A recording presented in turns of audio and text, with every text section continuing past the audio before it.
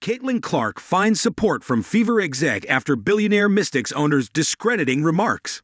Indiana Fever GM Amber Cox slams Sheila Johnson's take on Caitlin Clark becoming Time Magazine's Athlete of the Year.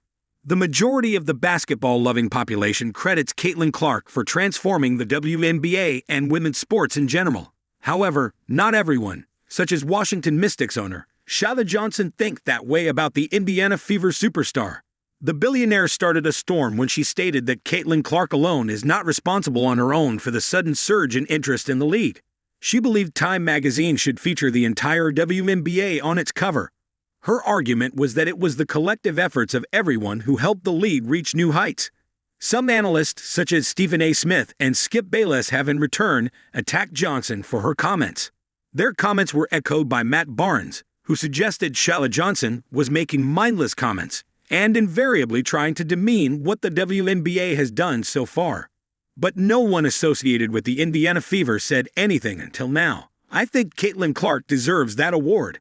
What Caitlin Clark did because so many eyeballs were on her. She is a huge multiplier effect of that. The identity and how much brand recognition these players now have in college absolutely helped the WNBA. But we've never seen anything like Caitlin Clark. As COO and GM of the Indiana Fever, Amber Cox saw the rise the WNBA achieved firsthand. She mentioned that there was no doubt that the likes of Angel Reese and Cameron Brink also had a hand in that rise.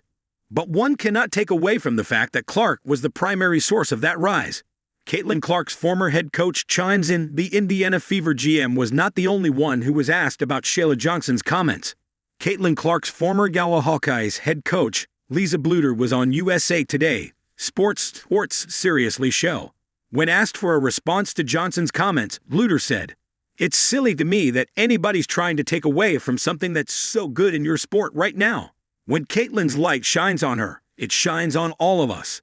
And I think everybody else needs to embrace that a little bit better."